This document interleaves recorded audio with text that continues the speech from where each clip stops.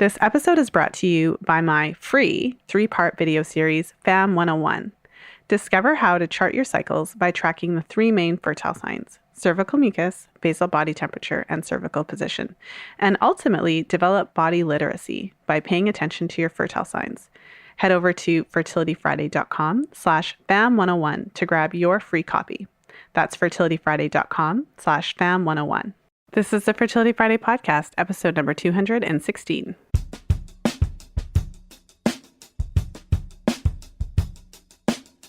Welcome to the 216th episode of the Fertility Friday podcast.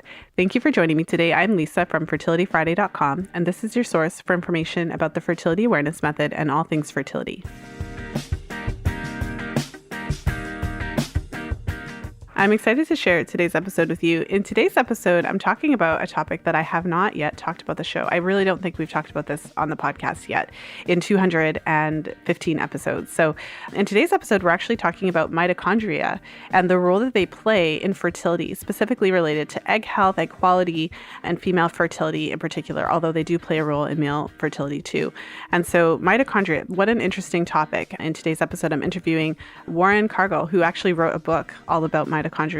So some fascinating tidbits of information in this episode, specifically related to mitochondria and the egg cell itself.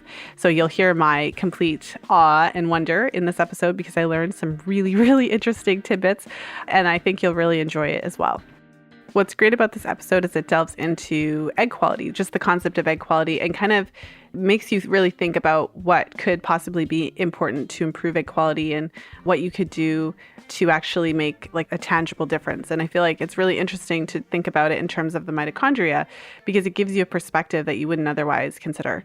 And so I know that's one of the questions that I do get on a regular basis, like how to improve egg quality, how to improve the chances of conception, because of course egg quality is related to conception, and we all know that egg quality declines as we age, as we get older. So yeah, this episode provides some really great insights. So as I'm releasing this episode today, we're on week 6. So we've just finished week 6. And what's really interesting is kind of like once we pass that halfway mark, that means that it's been about a month and a half. And so all of the women in the group have been charting their cycles with this new method and this new way for the past 6 weeks. And so many of the women in the group have completed 1 full cycle and are on their 2nd cycle. And this is just a really interesting stage. What I find is that midway through the group program, we kind of switch from learning everything, the new terms, the new ways of checking, the new ways of charting. We've really hashed out a lot of the initial questions that come with charting. The ladies in the group are starting to feel more confident. I mean, we still have lots of questions coming up, lots of really great questions in each session, but we're really at that midway point where we're starting to do more. I find that the first chart, I always say the first chart is much a learning chart. And this applies even for the women in the group who have a lot of charting experience. So this time around, we actually have a few women in the group that have a lot of charting experience. But even so, when you're learning a new method, there's still a learning curve. So the first chart is still a learning chart. And once we get to the second chart, I find even if you don't necessarily think that you're that confident, you are much more confident than you were in the second chart. So this is a really great kind of home stretch part of this program because at this stage, we get to really practice. So part of the reason I designed the 10-week program to be 10 weeks long is because it gives us enough time to learn the material, but I also want to give you time to practice while you have me, while we are together and while we're together as a group, because not only do you get the opportunity to learn it kind of like textbook style, like we talk about the details and the information, but because this is, I always say like the fertility awareness method, it's not something that you can completely learn out of a book in the same way that you can't completely learn to drive a car out of a book. Eventually you have to hit the road and start testing out what you've learned. And fertility awareness is the same way. So there's a lot you can glean from reading, but really you have to get in there, start charting and make mistakes, figure out what's going on, and then at a safe place to ask questions. So with all of that in mind, I just wanted to share a little bit, give it kind of an update because I think it's really fun and exciting, and this is a really exciting time in the group program. So for those of you who weren't able to join this time but really want to and are planning to join next time, I just thought I'd give you a little tidbit of information. And so for those of you also who are wanting support right now, if you're charting your cycles and you're not really sure what you're seeing or you're wanting just a little bit of extra support, an experienced set of eyes that can help you to interpret what you're seeing on your charts, make sure to head over to fertilityfriday.com/work with me. for information about the different ways that we can work together. If you are interested in joining one of the group programs, just, get on the waiting list. And then the next time it opens, registration opens, then you'll be the first to know. And so with that said, let's jump into today's episode. And I'm very excited to welcome my guest, Warren Cargal, to the show today. Warren is a licensed acupuncturist, herbalist, and is the clinical director at Acupuncture Atlanta. Warren has practiced Chinese medicine for over 20 years in the fields of infertility and chronic disease conditions. He maintains an active clinical practice in Atlanta, Georgia. And he is the author of the book, Your Mitochondria, Keys to Health and Longevity, which is based on the latest research on herbal isolates and nutraceuticals. He presents approaches for correcting these three factors to reverse age-related diseases. And in today's show, we're going to be talking about mitochondria and the role that it plays in fertility, why we should care about our mitochondria. So without further ado, welcome to the show, Warren. Hey, thank you very much for having me here. And I'm very excited to be sharing information about the mitochondria. Well, this is an interesting topic. So this is the first time that we've talked about mitochondria, like officially on the podcast. So we're breaking new ground here. But before we get into it, I would love to get a sense from you of kind of what brought you into the work that you do. So why did you take an interest in fertility and in particular mitochondria? What prompted you to take an interest in that? Well, in my Chinese herbal training, I had done additional coursework around fertility. Fertility has been around, in Chinese medicine for a very, very long time. One of the traditional Chinese herbal formulas like Xiao Yao San, which translates as relaxed wanderer, has been around for probably 1,500 years. And it's specifically for women's issues like difficult menstruations, cramping, clotting, or lack of menstruation. So, this particular issue has been an integral part of Chinese medicine for a long time. Mm-hmm. And well, let's get into mitochondria. So, I remember from my science classes in high school, we talked about mitochondria a lot, but I'm pretty sure that the majority of the listeners just have that same kind of vague idea of what we're talking about here. So maybe tell us what mitochondria is and why they have any particular implications for fertility. Okay. So mitochondria are just totally fascinating to me. So let me give you just kind of a brief overview of what the story is. So if we take the Wayback Machine, we'll go back, millions of years ago when the planet was just populated with single-cell organisms. And somewhere in this evolutionary process, two organisms decided to team up. And by that, I mean one organism engulfed the other organism. And there was some agreement made that, hey, look, you provide the nutrients from outside, and I'll provide the energy, the ATP to kind of drive things. And so basically the mitochondria are symbiotes within us, and they have their own DNA.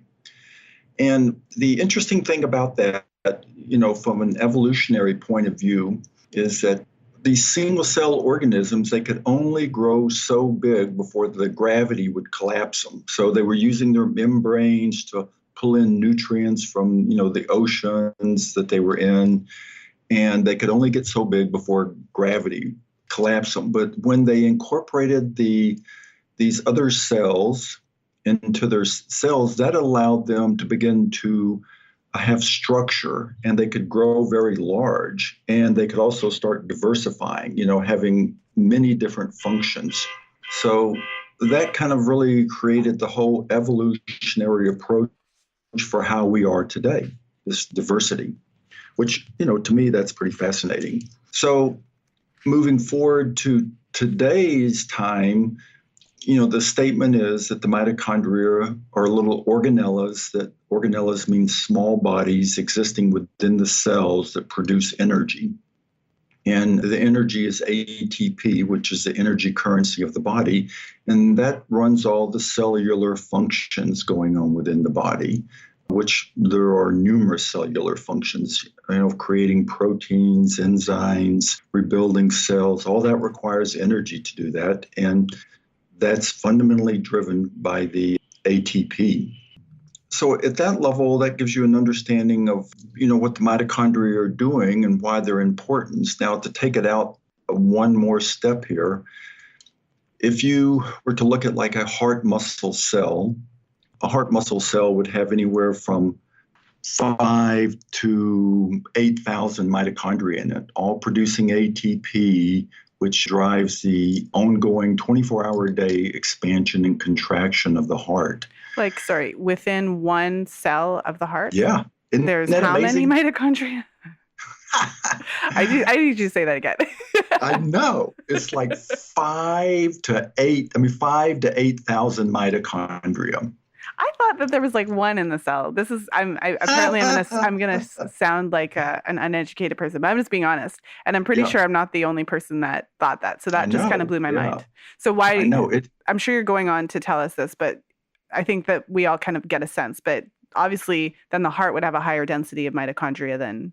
Is it anywhere in the body or just? Well, I mean, for example, so an example, a skin cell would, maybe like have 100 in there or even less. Right? Liver will have a lot. And then, when we get to the brain, all the nerve impulses, they are fundamentally driven by ATP, which means, does that make sense? Yeah. It does. So all that means that there's a high concentration of mitochondria in the brain. So with that said, how many mitochondria do you think are in a egg, female egg? I have no idea, but it has to be a lot. I don't know. Is it more than the heart? So this is the best part. A female egg has like 100,000 mitochondria in it.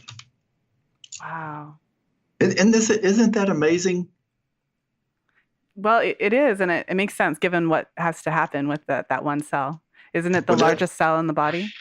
Yeah, and what your point is, what has to happen is just kind of underscores the whole thing.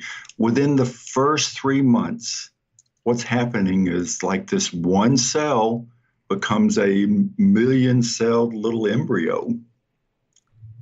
And so it requires, a tremendous amount of energy to do this, which comes from the mitochondria within that cell.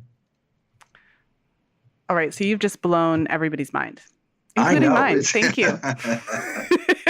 Isn't that fascinating, though? I mean, it's like, here's what gets me so good. It's like, when people think about fertility issues and things like that, they're kind of thinking, okay, I've got a solid body here. I'm putting food in, and that's kind of how it goes. But it's like, there is just a whole nother world occurring here that it's been really fundamentally overlooked or minimized. Yeah. Well, so I want to hear more about that. So, because this is really the first time that I'm learning about mitochondria and specifically the different function in the body.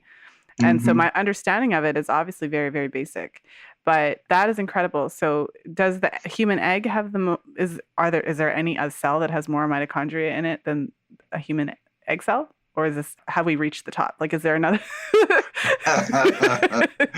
So let's put it this way. The female egg is queen. Okay, so it has I know that it's the largest cell in the body because you can, from my understanding, you could actually see it to the naked eye. Like it's the size of a period. Yeah. Dot, I should say. On a podcast about fertility, I should clarify that I'm referring to a dot and not menstruation. So that's just really fascinating. So tell us a little bit just about that, how you discovered that in your research. And so then maybe go in a little deeper into why it's so different, like why, like the unique structure of the human egg cell. Yeah. So the issue was, we have a fertility clinic here. We have 6 practitioners, but a number of years ago, we had developed some protocols which worked good. We would normalize the cycle, and once the cycle was normalized, there would be a good chance for the female to become pregnant. So, and but what we would notice is occasionally we would have people that their cycle would become normalized, the FSH, progesterone, all that stuff was good, and they would actually get pregnant, but then within a month or two, the pregnancy would fail. Right. So when I started looking into it, I just started, okay, I need to do a little bit more research and kind of sort this out, what's happening here. And it just kind of struck me as, just profound about, okay, here we have this egg that's, huge, and it requires all these mitochondria to produce the energy. And then just one step back from that is like, in my original training in Chinese medicine, one of the statements of fact, so to speak, would be that the child inherits essence, and that essence predominantly comes from the mother. Does that make sense? Mm-hmm.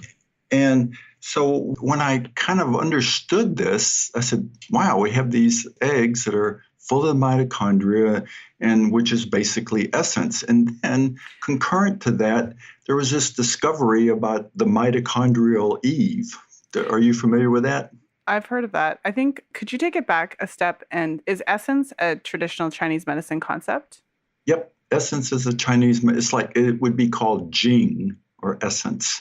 Okay. Jing. Tell us what that means. So the baby has the essence of the mother. What does that mean? Well, predominantly the essence of the mother. I'll cover, like what that specifically means. But the essence would be, the strength. There's a concept that essence can be depleted, like if you're excessively drinking, or if you're, doing drugs, or if there's, or if you're eating too rich foods and things like that, your lifestyle is not good, you'll deplete essence. And essence is your longevity. It's like rocket fuel, that powers you, and that gets depleted. So depending on the quality of the essence, from the parents, in particular the mother, that's what the child inherits. Mm. Let me add one other thing in here so you get the whole picture. So here we have this imagery of this egg floating out in the void, so to speak, and circling it are all these little sperm cells. And these sperm cells, have maybe 100 mitochondria in them. Well, compared to this 100,000, the queen, right? So what happens once there's, impregnation that occurs by that single sperm cell? This is where it gets interesting. That egg immediately kills off any of the male mitochondria in there.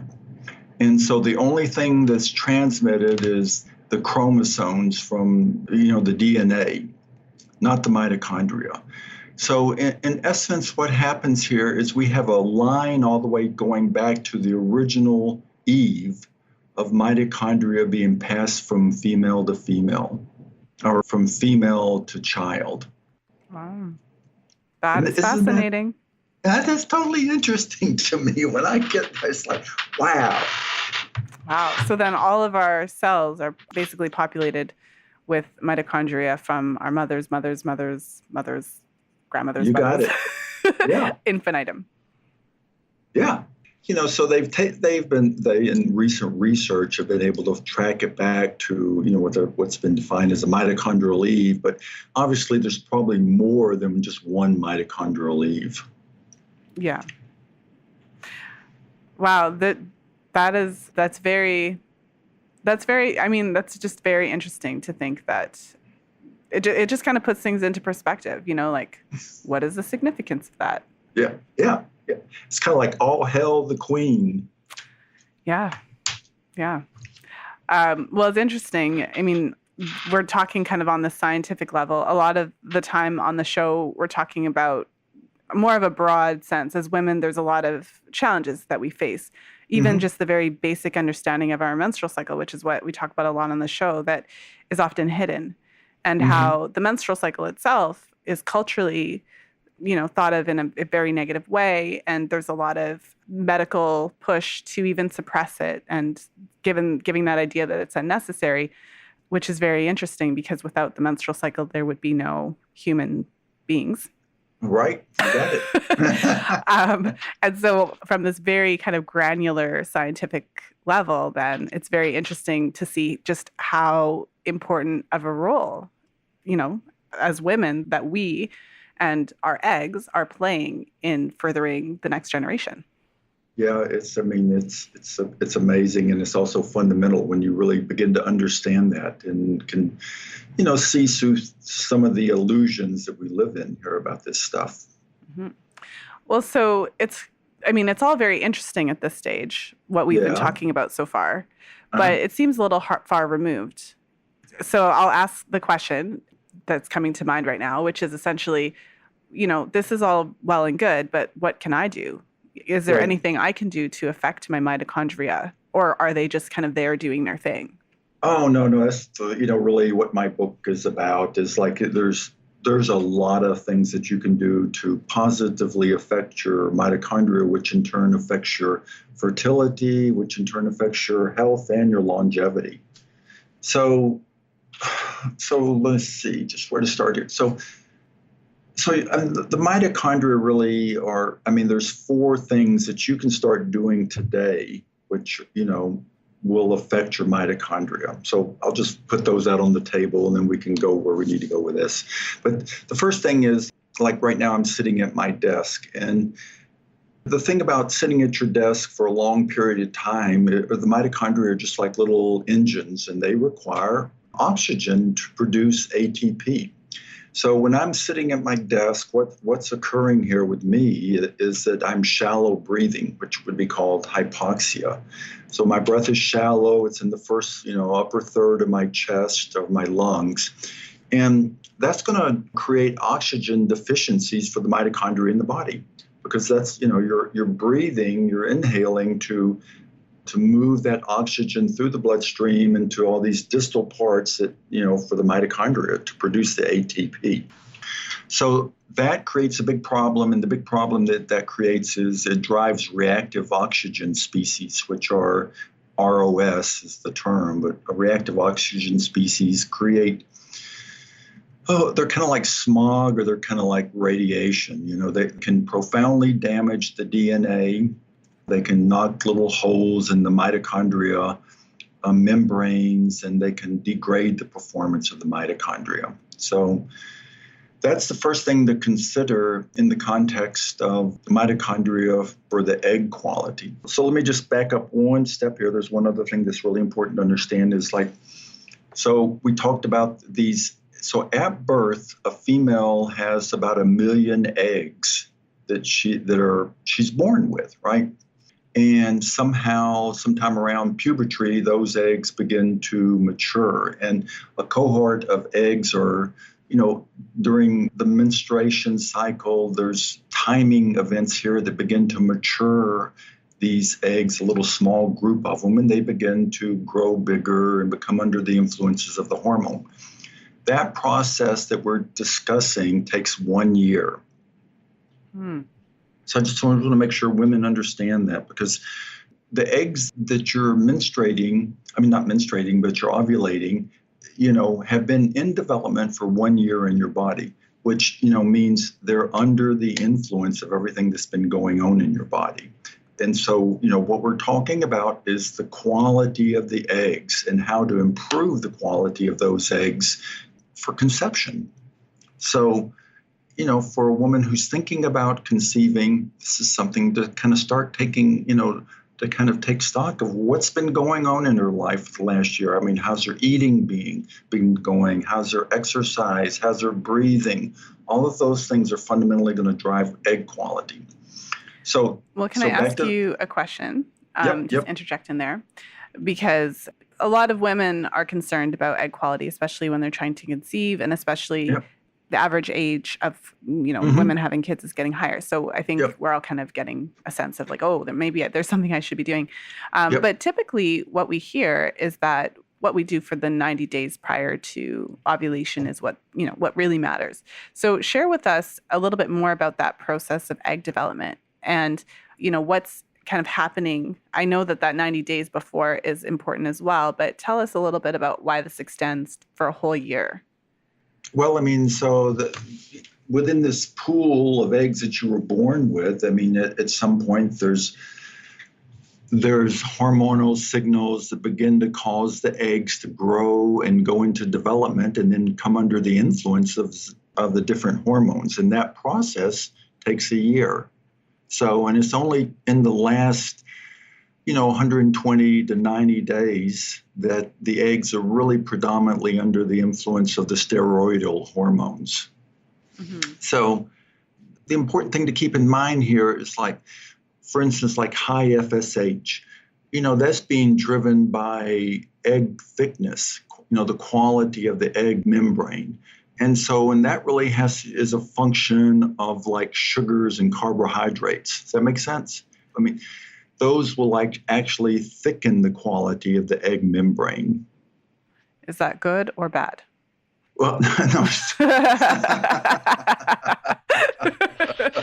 Good question. So thick membranes will drive high FSH readings, which your doctor will come back to you and say, well, you have ovarian failure or something like that. Well, high FSH, I think, so I always hear people, especially in my Facebook community and things like that, kind of throw out terms.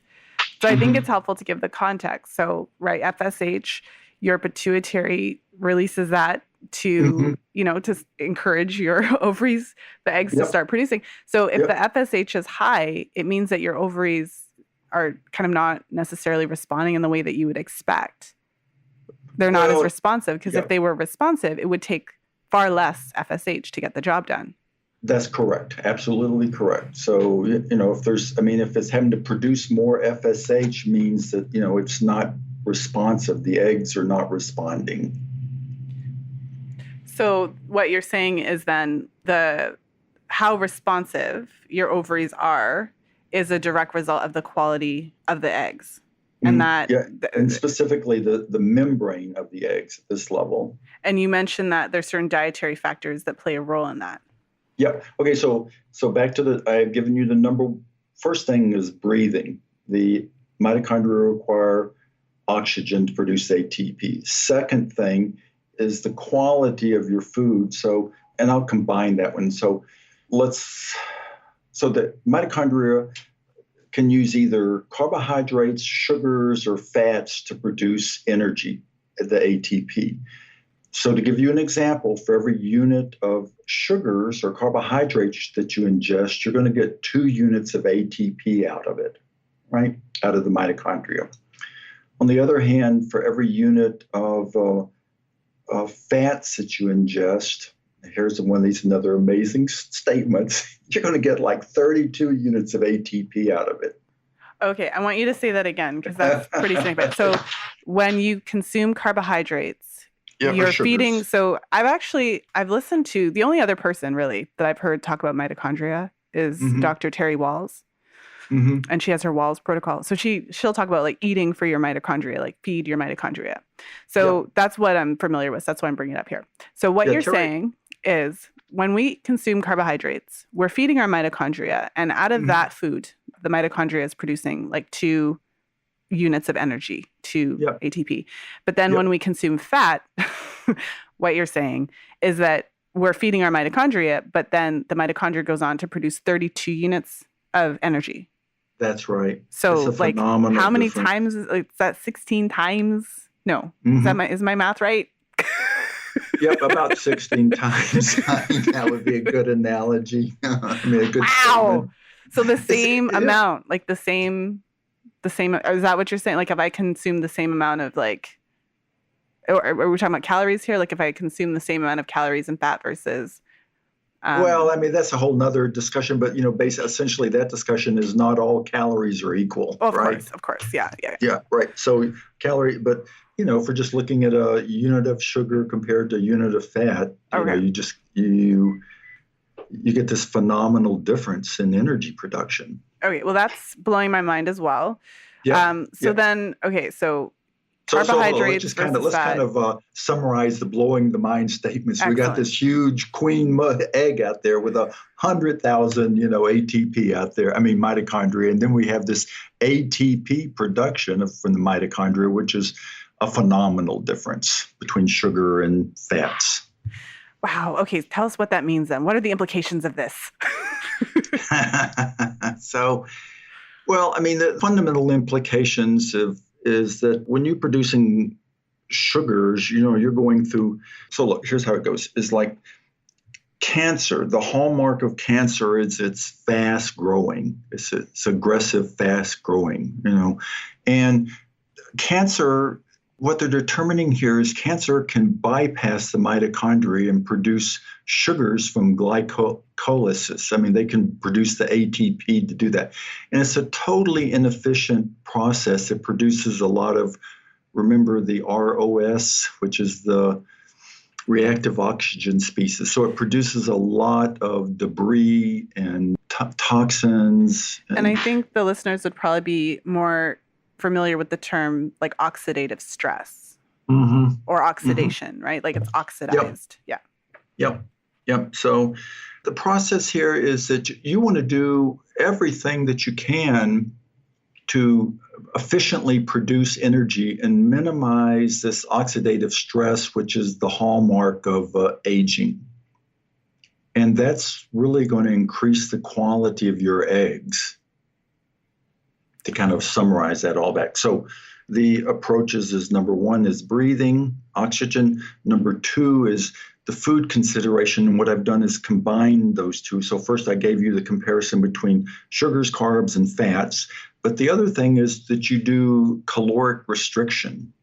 And so here's the issue with that. If you're not active a lot and you're sitting around and you're eating, you're producing a lot of nutrients. Remember, originally, back millions of years ago, that was the agreement. You come on board, you give me the nutrients, I'll produce the energy. Well, if you're producing a lot of energy, but there's really little demand, the nutrients have a big effect on the mitochondria also. They degrade the quality of the mitochondria rapidly.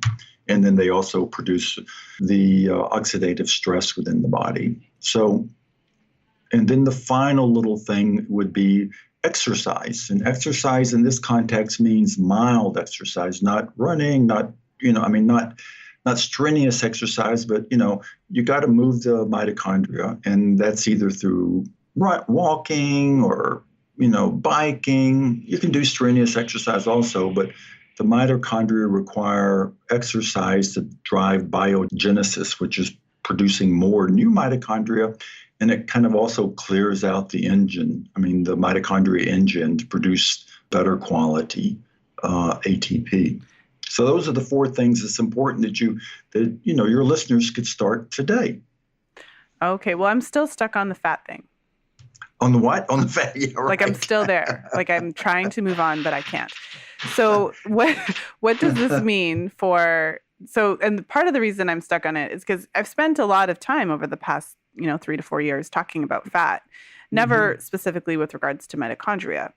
So in one of my previous semi-recent episodes, I interviewed Sally Fallon Morell because she wrote a book called Nourishing Fats. And it was interesting in that interview, we talked about fat as a source of nutrition because of the fat-soluble vitamins in fat. So what does it mean for a woman who is, planning to conceive in the near future? Because you mentioned, carbohydrates then produce a certain amount of energy, but fats produce significantly more. Is that good? And if so, why? Like, does that mean it's more beneficial to consume fat? And why specifically? Like, how does that help your body? Well, I mean, so we're talking here about fertility issues. And so just to kind of keep it focused on that, I mean, so I've stated that there's this whole period of 1 year when these eggs are in development, right? And they're moving through various stages of growth before ovulation actually occurs. So anything that you can do during that period to improve the quality of your mitochondria will, have some effect on these eggs. The sooner that you can start, the more effect it's going to have on the eggs that are, that are being ovulated. So does that make sense? So basically, consuming the right type of food supports egg quality. So does that mean that if you eat a diet devoid of fat, you're going to have poor quality eggs? I mean, I would say yes, but there's no absolutes here. I mean, there could be back to that essence. This could be someone who has a lot of really strong essence, but in which case it could have some effect or it may not have an effect. So I'm sorry to be vague on that. I mean, it's just, it's just kind of, there's no kind of studies that I've run across that really says, okay, what's going to be the effect if if I'm just eating sole fats here. I mean, clearly there's a lot of data that supports, switching over to a fat-based foods and everything. I mean, I think that's pretty clear, but I have not seen studies that really look at egg quality in relationship to fats.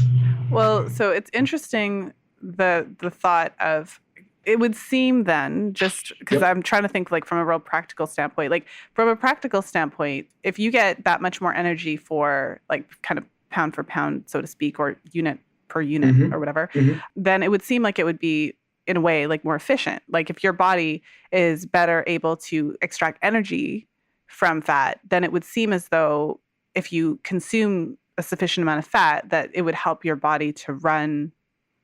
Like you would have to eat less fat to get the same amount of energy compared to, like you'd have to eat significantly more carbohydrates to get the same amount of energy. And so one of the things that I've talked about a lot on the show, and one of the things that comes up in a lot of my client work, is like looking at the diet and kind of going in to see, because you can see on the menstrual cycle how the diet affect, like you can pay attention to a woman's cycle and see how diet affects it. But from where I'm going with this is that if you consume, let's say, breakfast and it's oatmeal and like a cookie, like that's very carbohydrate heavy, and typically you don't actually feel satisfied for very long. So it gives you this burst of whatever, like, essentially it's like a blood sugar boost and like a surge of insulin, and then it's over, and then it crashes, and it's done. But then when if like I've worked with many clients who've kind of switched it up and tried to consume like an actual filling breakfast that has a better balance of protein, fat, and carbohydrates, and then they find that they'll be able to go several hours between meals feeling actually quite full and not having, you know what I'm saying? So what you're saying to me about how fat feeds mitochondria and generates energy in a very significant way, I feel like that has very practical implications for how you feel your body. And it would actually help it to make a little bit more sense why you feel so much more satisfied when you consume a balance of fat, protein, and carbohydrates instead of only consuming a high amount of carbohydrates. Yeah. And the part that I would add here is like where we talked about how the quality of the of the membrane gets thickened. That little cycle that you just described of the high and low, where blood sugar rising and then dropping, rapidly, that does have an effect on egg quality. And then what you mentioned then is because the egg is particular, like the egg obviously responds to higher carbohydrate situation.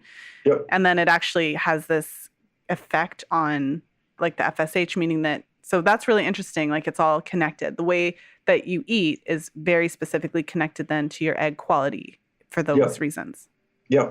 I mean, and then the other thing is like, so like the molecular biology I just love, but I mean, like on this membrane, this egg membrane, there's all these little porous openings, like little doorways that are opening and closing and letting nutrients in and out. I mean, and it's all based on little, not so much a circadian rhythms, but there's all these micro rhythms that are flowing through the body that, open these doorways and to allow the nutrients in, or open the doorway to expel waste material from this egg. So, and that's going on within every cell in the body. So, I mean, there's these just beautiful processes that are occurring that, we don't think much about that. We're thinking about I'm in this solid body here, and I've got my digestive tract and I'm intaking nutrients here, but that's as far as, a lot of people think about. Not necessarily to the cellular level that you're talking about. So I'm just going to continue down this rabbit hole because Okay. so for a little bit, hope you don't mind, but carbohydrate intake, in case you haven't noticed, is a really huge topic of debate these days. And there's a lot of different camps around it. And so Yep. there are, especially with regards to women's health, because many women don't do well on a diet that is very severely restricted for carbohydrates. Mhm. And then also it makes a really big difference the type of carbohydrates, because when you think, usually if I say carbohydrates, a person thinks like bread and pasta and cookies and Mhm. chocolate or whatever, but you don't necessarily think of like kale and cucumbers and Uh-huh. asparagus. Like you typically don't think of fruits and vegetables. You typically think of bread and pasta. So Mhm. my question to you is, this is a very interesting statement. So if I have it right, when you eat kind of more predominantly carbohydrates, it has a direct impact on your egg quality because somehow it thickens the egg membrane. And Right. that causes essentially your ovaries to be less responsive when your pituitary gland says, hey, it's time to do its thing. So your pituitary releases follicle stimulating hormone to try to get things going, and your Mhm. ovaries don't really respond as well. And that is kind of like this indirect effect or direct effect of eating carbohydrates over time, changing the actual quality of your eggs. So, Right. are you saying that we shouldn't eat carbohydrates? Or are you saying that we need to be mindful of the type of carbohydrates? Or are you saying that we need to make sure that we have a good mix of protein, fat, and carbohydrates? Because obviously, fat then plays a completely different role in the egg. Yeah. Okay, so there's a couple things there. So the first comment is like from the viewpoint of Chinese medicine has always been an approach based on moderation, right? So I'm not saying do not do this or do not that, but it's basically moderation is what's being proposed here. And of course, it's going to be okay if sometimes you want to, have some pasta or some good quality bread with some virgin olive oil or something like that. But it's like once you understand these concepts, though, it's not never, but of course, you can do it with moderation. Is that okay? Yeah, that makes sense. Yeah. And then the kind of follow-up question to that is, is fat equal? So in terms of the ATP production in the mitochondria, so like how the fat fuels energy essentially for our Mhm. cells, is all fat equal? Well, I mean, there's good quality fats. I mean, so by that I mean there would be olive oil, avocados, fats from fish, good quality butter, and even fats from red meat. I mean, fats are fat at that level, and the mitochondria likes fats. Hmm. Well, and so it sounds like it's very, I'm still stuck on the fat, but moving on shortly. But Mhm. it sounds as though basically, even at the cellular level, fat is really critical for fertility. So if a woman is really kind of preparing her body for fertility, it sounds like fat is actually a really important part. And I always talk about fat as being really important for hormone production because it's Yep. very clear that, you require all of your steroid hormones are manufactured from cholesterol. So it's very clear that we I require know. fat. But what you're saying is on a cellular level, fat is just much more efficient at generating energy and then plays a really critical role in maintaining egg quality, which is very fascinating. Yeah. So, I mean, that's, my why I wrote the book is because of, the profound effect it has on aging and then the age related diseases. I mean, of driving these with poor quality production of ATP and the ROS that it produces. So, but it also profoundly affects the egg. So, one other thing here, just to, here in the clinic, what happens with us unfortunately, is that we get a lot of women who have gone through several rounds of IVF or something, and they're on the clock and they're definitely stressed. And this whole concept of okay, it takes a year to produce egg quality. You better start planning them. That has no bearing whatsoever for them because they're on the clock and they want to know what they can do right now. Hmm. So, I mean, it introduces different things. I mean, there are different things you can do I mean, there's things that you can start today if this is something that's of interest to you, that you and your hubby are planning on doing, or your partner rather. And, so then you can start saying, okay, I got to clean up my diet. I want to start doing these things to prepare for that. But if you're on the other end of the spectrum where you're under the gun, then the question would be, what things do you want to consider then for yourself? Mm-hmm. Well, and I focused a lot on the fat part, but you talked about like 4 things. So I'm not sure if I got number 3 correct, but it was like sitting, like shallow breathing was a problem. Because hypoxia. So obviously the quality of food that we eat. So we talked a lot about that. Was caloric restriction the third? Yeah, I combined those two, the output. Yeah. So actually it would be 1 would be the breathing, 2 would be caloric restriction, 3 would be an understanding of the output of ATP compared to sugar and fats. And then number 4 would be exercise, mild exercise. Okay. And talk to us a little bit about the exercise. And so I was recently doing some research regarding menstruation and how it's affected by exercise. And you mentioned when you talked about exercise, you were saying mild exercise. So tell us about how, if I were to do some mild exercise, like go for some walks or just do something that's not super intensive versus if I were to start like an intense training program and start training 7 days a week, how do those like different approaches impact our mitochondria and thereby our fertility? Yeah, that's a good question. This more strenuous exercise, I don't have a real clear statement about that other than there was a lot of data when I was doing this about that it is important for the mild exercise to occur. So like let's see how to put this. So for those issues around like diabetes, which affect like structural muscles and things like that, this mild exercise is better, and it drives more biogenesis, production of new mitochondria, and it kind of clears out this debris that's been created by excessive sugar consumption or carbohydrate consumption, which is what generally will drive the type 2 diabetes. So the research that I looked at was, so the recommendations is that people who have type 2 diabetes, exercise is a big component of that. I mean, that's a big recommendation, but it's not strenuous exercise because that's going to be difficult for some people. So the recommendation was more mild exercise to drive the biogenesis and production of new mitochondria. So I didn't specifically, as you note, address, the strenuous exercise.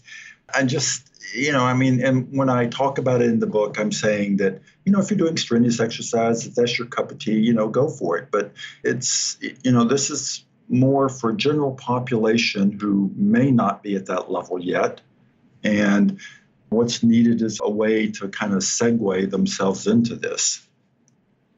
Well, I think for many, I feel like I'm kind of part of this group, I could say, but I think many women, if they're anything like me, so as a child, as a teenager, as a young woman, I was really active. I mean, I played on sports teams at school. I ran track, and being on sports teams, really you get used to this high level of activity.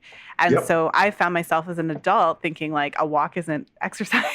Right? Because I'm not like dying on the floor and like sweating my whole, like every water drop out of my body, because that's what it used to be. I used to be on a team and you run lines until you like pass out. So that's exercise, but like a walk, no, that's not exercise. But what I find working with women kind of in the way that I do, so I teach women to chart their cycles. And then as you start to chart, you actually are able to see, like as women, we have a printout every month, essentially, right? Of because the menstrual cycle is very, as you know, as a, doctor of traditional Chinese, like, as you know, the menstrual cycle is very receptive to what's happening in our lives. So when a woman adds exercise beyond her kind of optimal capacity for it, it absolutely affects the menstrual cycle and very quickly. So it becomes very clear very quickly that it's not always the best thing for you to kill yourself in the gym. Right. And sometimes it's actually like like we think exercise is healthy, so we got to go for it. But sometimes we have to remember that like a nice walk or like a light hike or something like that is actually exercise and can be more beneficial than just crazy copious. So I think it's really interesting that your research showed similar things in that Yeah. area. I mean, look, I think that's absolutely correct what you're saying. And, the another image is like the first thing I said was about hypoxia. Well, you're walking, you're moving, and you're breathing. That's it.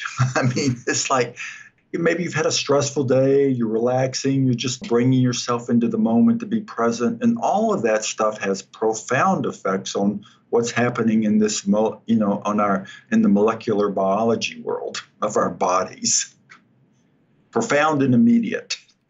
Yeah, that's really interesting. I mean, yeah, this conversation today is really fascinating to me. And so now that we have a sense of our mitochondria and the fact that they play a really important role in our fertility and our health, and also Hmm. that we can impact our mitochondria based on how we're eating and how we're moving and how we're living, what are some of the practical steps then? So, all the women who are listening to the show, my audience is kind of very diverse. So some women are fully in the stage of trying to conceive right now, Yep. but there's a good percentage of women in my audience who are discovering this knowledge and they're not actively trying today, but they have like a window. So maybe a 6 month or a 12 month or whatever the case. Hmm. So what can they do? Like here we are, let's say either we're trying already or we have this bit of a window. What are some of the specific things that we can do then to support our mitochondria and improve our fertility just from this perspective? Right. So you mentioned charting. I mean, that's always a good place. I mean, the biphasic charting to look at your menstrual cycle to see what's happening in the luteal phase as far as the progesterone and all that stuff. If there's those warming steroids are occurring, which drives the implantation, that's always a good place. But here's the deal. I mean, for us, I mean, as I mentioned, we get women who are under pressure. They want to do something and they've been through a number of cycles. But so what we would suggest specifically for the mitochondria, I mean, there's a whole protocol that we lay out that's with Chinese herbs and stuff like that. But just talking about the mitochondria, there are four things that are totally important to the mitochondria. And if your diet hasn't been really good and you haven't been moving a lot and you've been, stressed out at your work and sitting at your desk, then the things that you would want to immediately begin to take would be L-carnitine. And generally we would suggest 1 to 2 milligrams a day of that, which are like tablespoons or something, in water. L-carnitine specifically moves fats into the mitochondria to begin to break them down. So in the mitochondria, what's happening? This ATP is being produced by electrons. And so, we're at a very, like almost at a quantum level of what's occurring here. And electrons are being stripped, and there's these little baffles in the mitochondria that begin to move these electrons up to higher energy gradients where they're finally made into the ATP. So what moves the basic nutrients into the mitochondria is the L-carnitine. That would be the first thing. The second thing would be CoQ10. I mean, I just can't tell you how important CoQ10 is. I mean, so there's a research out that's shown the negative effects of statins on heart muscles. And basically, the statins will deplete the CoQ10. So most doctors who are still recommending statins will suggest that the patient do a CoQ10. CoQ10 affects the third phase of the mitochondria, which there's that stepping up of the electrons to higher energy levels. And it's just fundamental and for any kind of protocol that's looking at building mitochondria. You want to be taking CoQ10. If you're an older adult, either female or male, and you have heart issues, you want to be taking CoQ10. If you have skin aging issues like wrinkles, you want to be taking CoQ10. So CoQ10 is just, a basic building block for the mitochondria. The next thing is I mentioned the reactive oxygen species and the damage they do. At that level, you're looking at the D-ribose. D-ribose is a 5-carbon sugar and is used to rebuild the membrane within the mitochondrium. And then the final thing that's going on is magnesium, and generally we would suggest a magnesium citrate.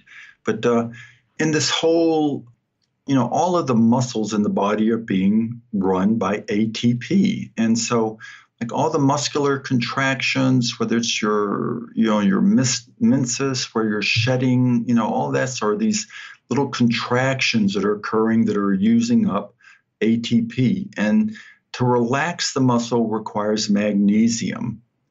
So generally people are low in magnesium, and so that improves the whole performance cycle of the ATP to specifically in the heart. If you're having heart issues, along with the CoQ10, you'd want to be using magnesium. Well, yeah, I think what's a lot of women are concerned about the reactive oxygen species, like the oxidative stress, because you don't have to read very far to see that. And CoQ10, coenzyme Q10 is a really common supplement, especially for women who are, trying to improve egg quality. Yep. And what I find just kind of fascinating is how you describe the carbohydrate intake and how that specifically generates more oxidative stress for the body. Right. And I think that is just an interesting concept. So it seems as though kind of monitoring the carbohydrate intake, and especially the type, like, do you think the type of carbohydrate makes a difference? Like, I feel like if you were eating like super refined carbohydrates, versus switching to like vegetables or something. Maybe the problem isn't maybe the problem is like the balance of the macros, but also the type. Yeah, the quality of the carbohydrates is really important. Refineds are not, those create a lot of problems. But back to the second statement here about caloric restriction. So, what you can just imagine is like if you have an excess amount of nutrients, you're sitting at your desk, and then you're overloading these engines, these mitochondria, with excessive nutrients to begin to start breaking down, and there's no demand, like you're running your engine on neutral and there's no demand. You're just creating this oxidative stress, all through the body. Okay, like by overeating.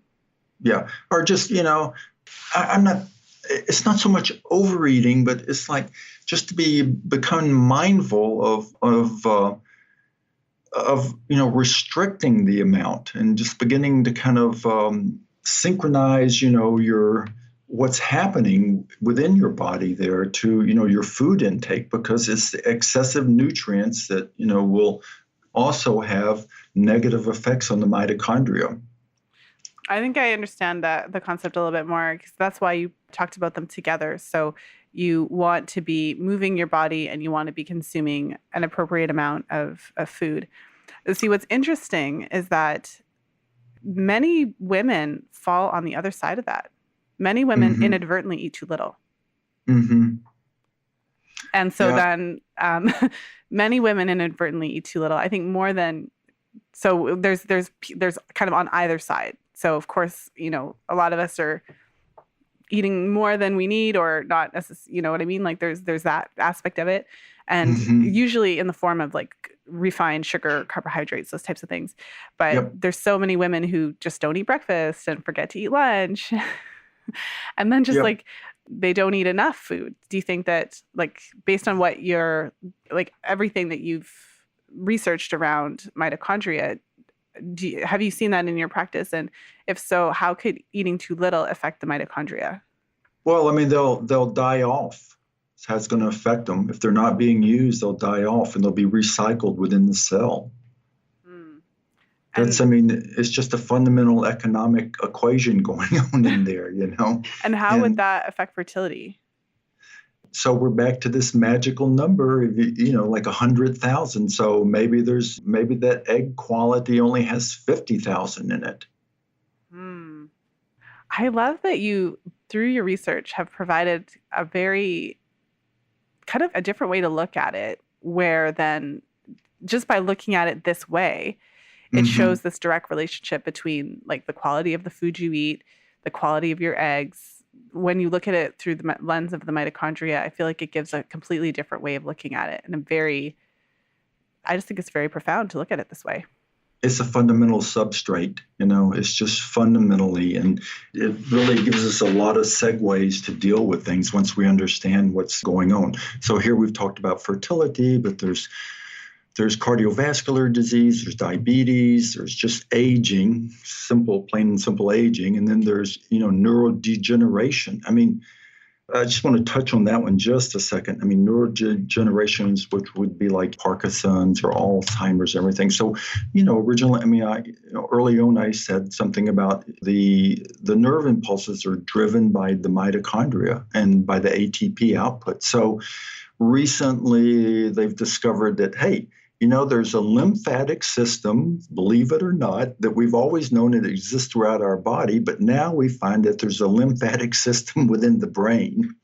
And do you know what? If you don't get enough sleep, which is the only way the lymphatic system moves in the brain, is if you're sleeping.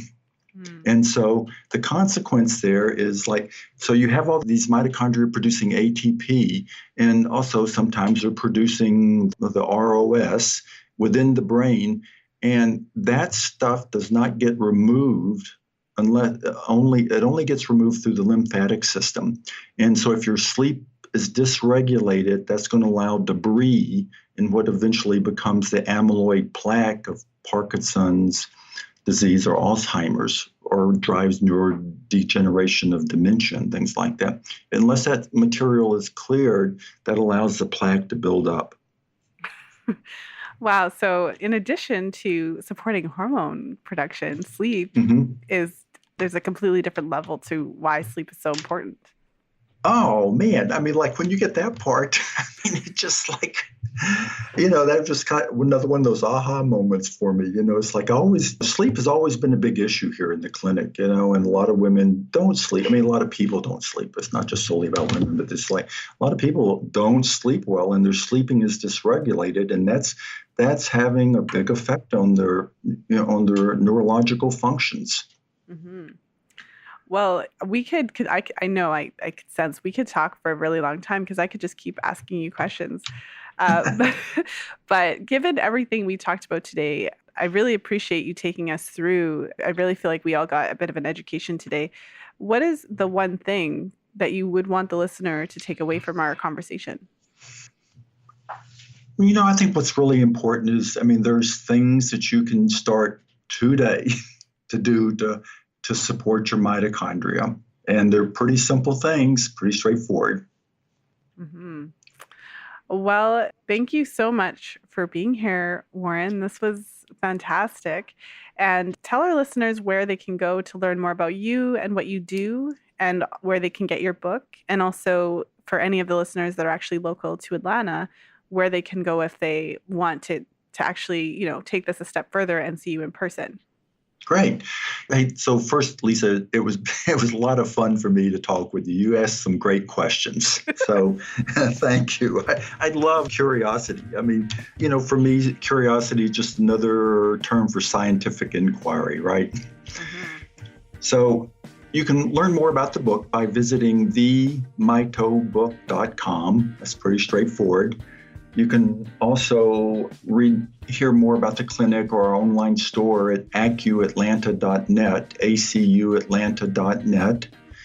And then the clinic, for those in Atlanta, we're under Acupuncture Atlanta, and we show up really easily when you Google that, or you can just Google acuatlanta.net. And that's how you get in touch with us. We have 6 clinicians here, and so we can certainly love to talk to somebody who's got questions, or they can just email me, and I love to answer questions. Oh, well, thank you so much for taking the time to come on the show and sharing your knowledge and your expertise. It was a really great interview, and I'm really excited to share it with the listeners. So thank you so much again. Okay, Lisa, good talking with you. Thank you for listening. If you enjoyed today's show, please share it with a friend. You'll find the show notes page for today's episode over at fertilityfriday.com/216. I hope that you enjoyed today's interview. This interview is very, very interesting to me, very fascinating to me. I'm sure that you heard it in my voice. There's a lot of things that in terms of mitochondria, this was the first episode that we've talked about mitochondria, and it was fascinating to learn about the relationship between mitochondria and fertility. And so looking at the body on a cellular level, it just gives a completely different perspective than what you would have otherwise. So, I thought it was fascinating that the heart contains the heart cells. So, that each individual cell in the heart contains anywhere from 5,000 to 8,000 mitochondria per cell. I had no idea there were that many in there. But the human egg cell with containing, over 100,000 mitochondria per cell, that is just it really is telling. And it makes sense if you think about it.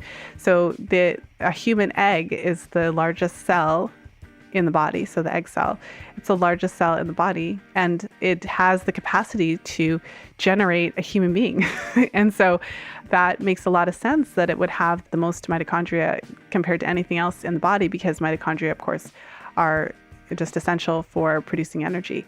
So this was, especially because I get a lot of questions about improving egg quality, what can we do for that, especially as more and more women, as we're having children a little bit later many women are having children later in life. And so it's of particular importance to pay attention to egg quality and egg health, and what can we do to support that. Also, of course, the connection between carbohydrate intake and oxidative stress in the body, that was very, very telling as well. And an interesting conversation about carbohydrate intake, because as I mentioned in the interview, carbohydrate intake is currently a huge, huge topic, and there's a lot of people that fall on different sides of this issue. And so for many practitioners who work with women, especially women who eat a very restrictive diet and aren't necessarily getting enough to eat, there's a huge debate happening around carbohydrate intake and how much is necessary and all of that. And so I would say it really depends on the woman. And ultimately, I think that Warren really addressed that in a really positive way, going back to traditional Chinese medicine principles that state that whole concept of moderation. And there's something to be said for the quality of the food that you're eating. So if you're eating, everything you put into your mouth is either a protein, a fat, a carbohydrate. Those are the three macronutrients that make up the basis of everything we eat.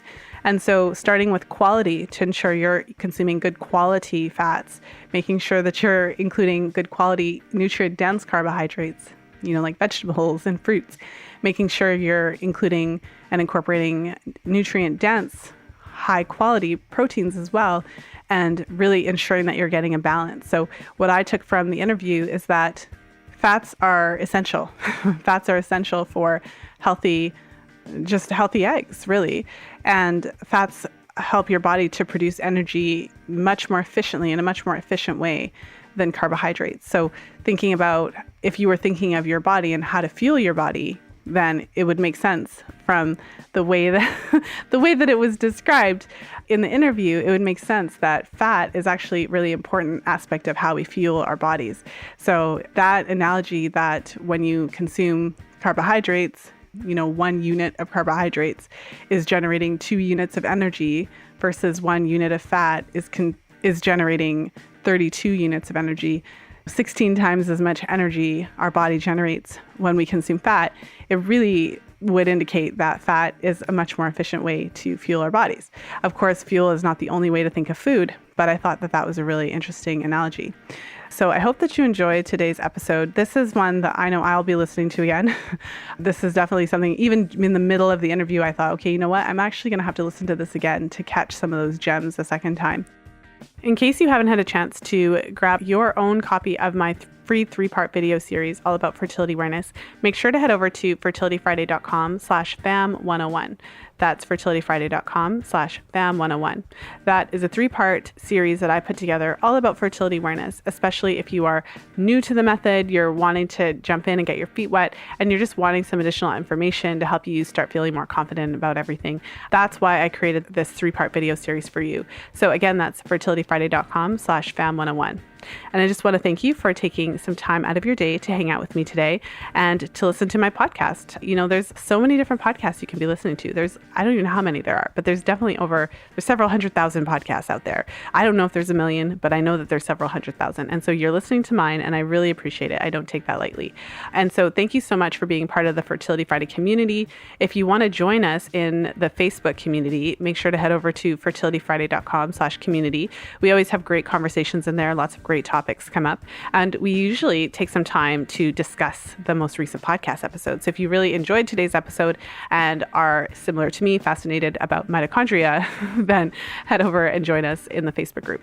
And so with that said, I hope you are still enjoying your summer. I hope it's warm where you are and you're enjoying some of that hot sunshine. I know it's warm where I am, and I have definitely been enjoying some of that hot sunshine. This summer, I've been enjoying some friend and family time, a little bit of relaxation in the midst of podcasting, of course. But yes, I've been really enjoying my summer, and I hope you have been enjoying it as well. And so with that said, until next time, be well and happy charting.